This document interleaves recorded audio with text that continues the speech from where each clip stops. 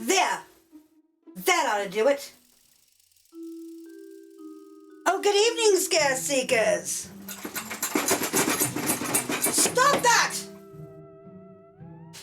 You know, people have their own skeletons in the closet. However, there are houses that even have worse, hidden inside the walls. Stop that, I say! You'll wake the dead. Which brings me to tonight's spooky true story. Tonight, we are going to read another true story by Allan Zullo, and it's one of my personal favorites. You know, the Blanco family was excited to move into their ultimate dream home.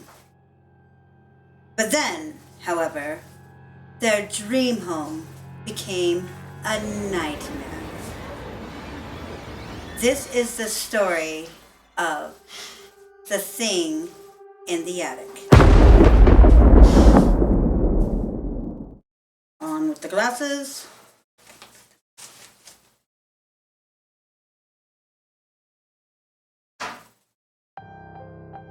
Maria Blanco and her sister Sonia were thrilled when their family moved into the big century-old Victorian home. For their hard-working parents, Jorge and Teresa, it was a dream come true. The home had 2 fireplaces, a hand-carved banister, and even a secret wall panel for hiding valuable stuff. It had a 3rd-story attic that Maria, 13, and Sonia, 12, turned into their special room. The sisters had taped posters to the slanted walls. They displayed their teddy bear and miniature horse collections in the attic's many nooks and crannies. The best of all, the girls were able to play their stereo full blast up there without bothering their parents. It seemed like the perfect teenager's room. But it wasn't really. It had a frightening mystery that to this very day has never been solved. One rainy afternoon, while listening to the Top 40 countdown on the radio, the girls were sitting on the attic floor, tossing a tennis ball back and forth. They kept flinging it harder and harder to each other to see who would drop it first. Eventually, Maria had fired a fastball, and it bounced off Sonia's hands and slammed into the wall. But the ball didn't bounce back. It went through the wall. The sisters had looked at each other in astonishment. "Wow, what an arm," said Sonia, laughing. When they went to investigate, they discovered there was a part of the wall that was not made of plaster. It was a canvas painted white that had become brittle with age. Maria carefully peeled back the canvas. "Look at this, Sonia." About 2 feet behind the canvas was a small wooden door, no taller than a yardstick, and a little over a foot wide.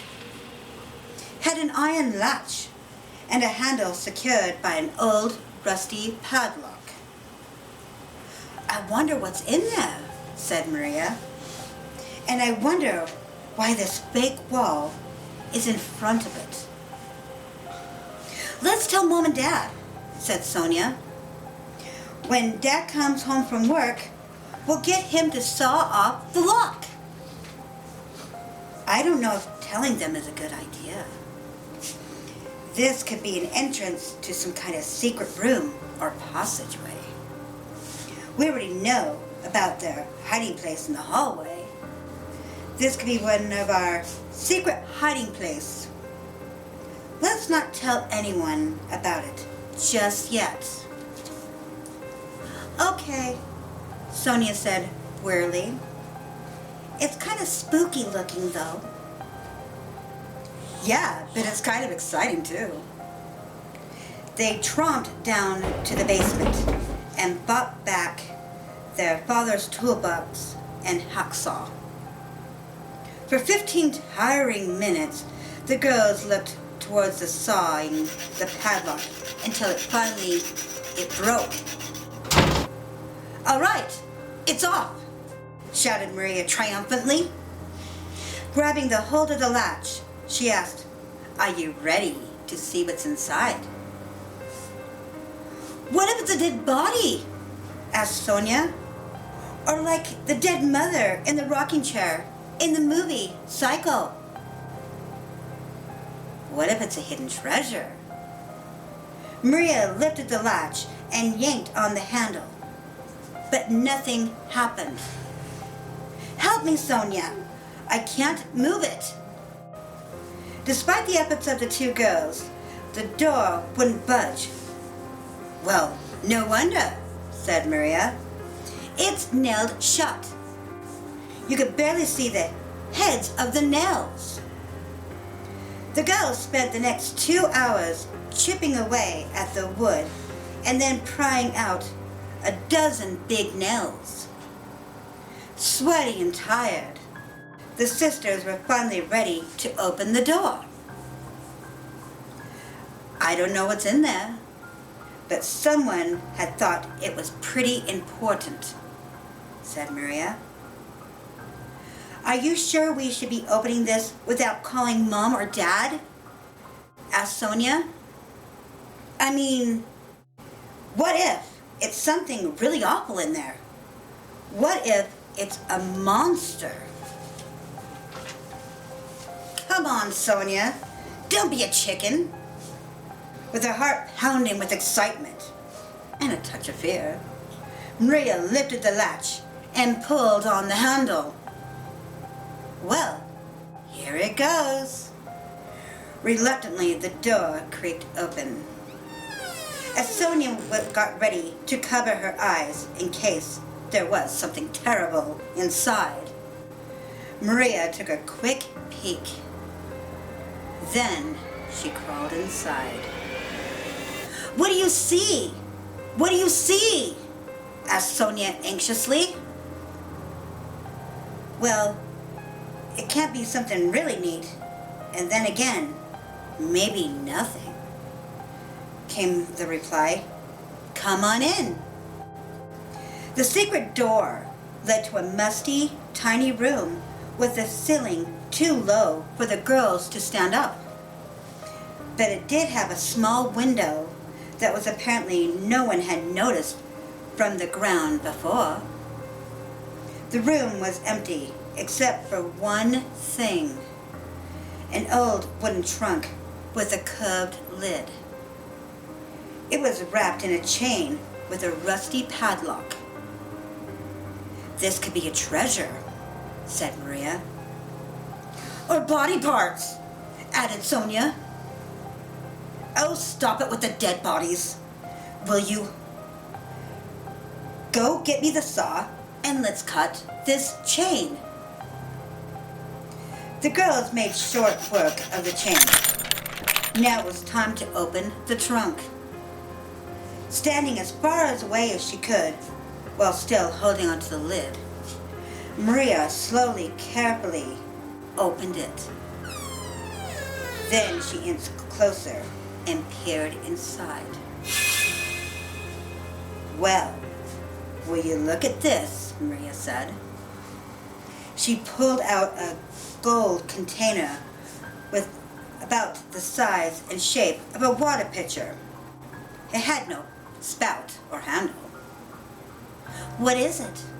asked Sonia. "I think it's an urn," Maria replied. She lifted off the container and noticed it was full of ashes. "It's a burial urn, all right." "See? It was a dead body. I was right," gloated Sonia. What a bummer, said Maria. I was wondering who it was, but there's no inscription or anything. After inspecting the urn, she pulled it back into the trunk and shut the lid. After they closed the door to the room, the sisters agreed to wait a few days before telling their parents. Maria wanted the extra time to think of a way they can use the secret room to pull a practical joke on them. But there was nothing funny about the Blanco household over the next 2 nights. Only terror. Because Sonia's bedroom was being painted, the sisters slept that night in the twin beds in Maria's room. Sometime around 3 a.m., Maria woke in confusion and fear, feeling a tremendous weight on her chest.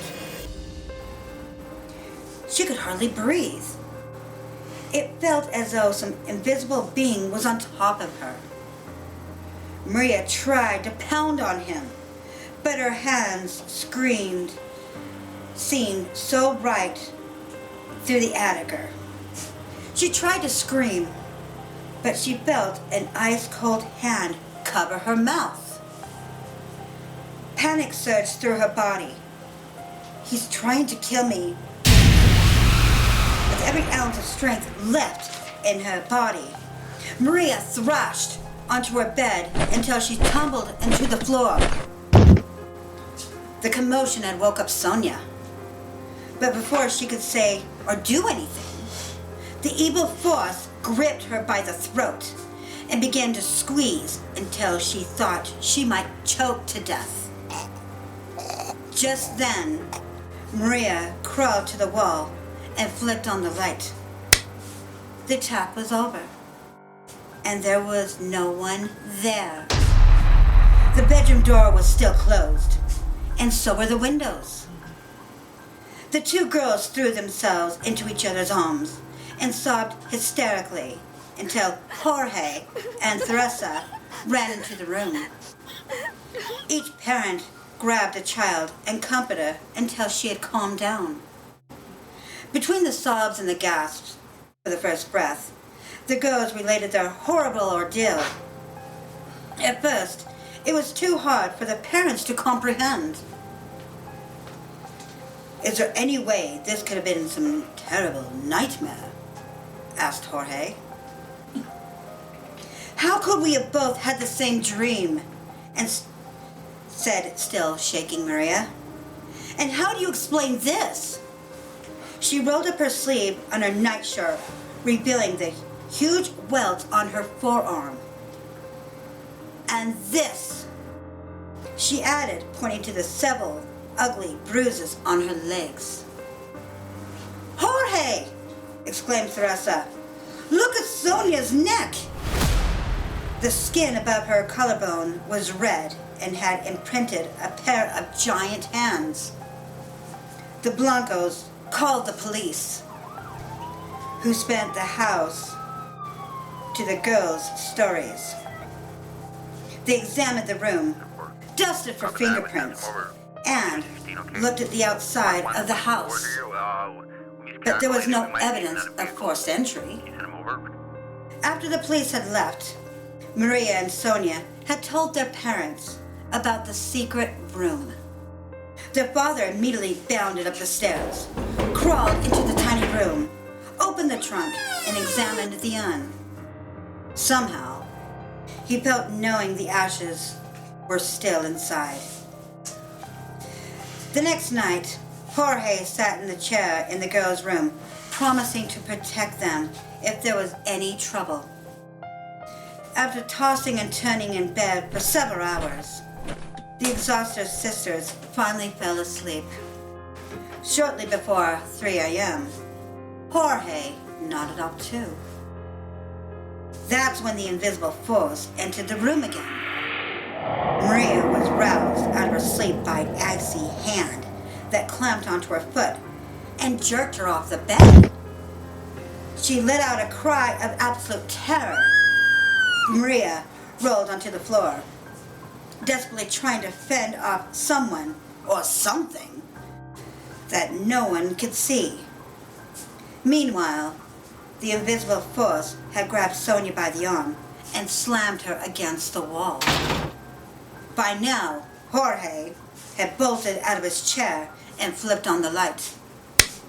Crazed with anger, he began flaring away in the air and snarled, "Bite me, monster! Take me on! Show yourself, you coward!" But the unseen evil had quit its attack, leaving both girls trembling in balls of fear in separate corners of the room. Gently, Teresa, who had just rushed in, and Jorge led the girls downstairs into the living room, had tried to calm them. The next day, the family moved in with relatives. Jorge tried to unraveling the frightening mystery. He was convinced the evil force was somehow connected to the urn. He hoped to find the identity of the person whose ashes were inside. So he talked to the neighbors and the previous owners, but he had failed to find any of the answers. The girls wanted the urn and the trunk removed before they were willing to return home.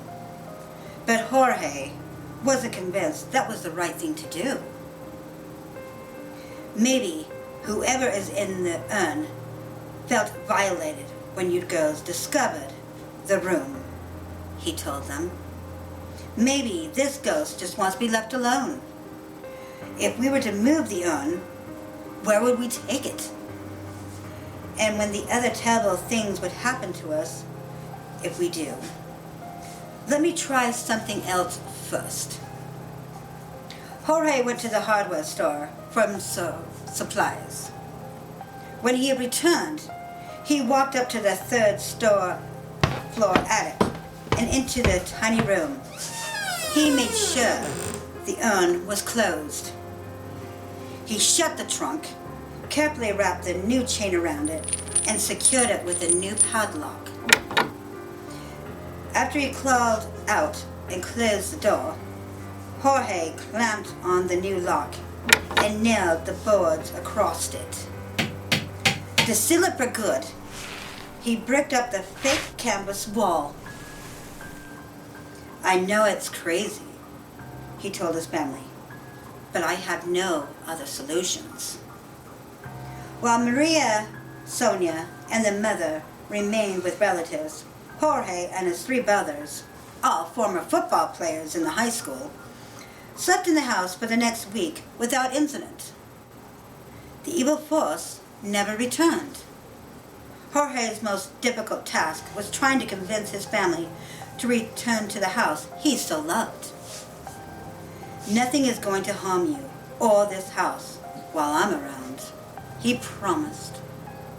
Reluctantly, the family returned, but Maria and Sonia could not bring themselves to ever play in the third floor attic again. For nearly a year afterwards, they slept in Sonia's bedroom, but eventually they learned to love the house again. Whatever they felt edgy, their father assured them the house would always remain safe. However, 7 years later, tragedy struck the Blancos. George died of a heart attack. Since both girls were in college at the time, Teresa decided to move. She bought a smaller home in the same neighborhood and sold the Victorian house to the Farrells, a young family with 3 small children. Teresa could not tell them about the secret room or the haunting ordeal. She didn't want to worry them. Besides, she was convinced the evil force was sealed up in the attic for good. About a year later, Teresa bumped into Mrs. Farrell at the grocery store and asked if everything was all right with her family and the house. "You didn't tell us the whole truth about the house," said Miss Farrell. What are you talking about? Said Teresa.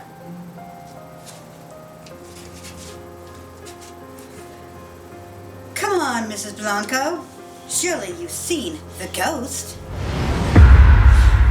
You saw the ghost? She said with a gasp. We spotted him a couple of times by the stairs leading to the third floor attic. Has he harmed or scared anyone? Oh, we were startled at first.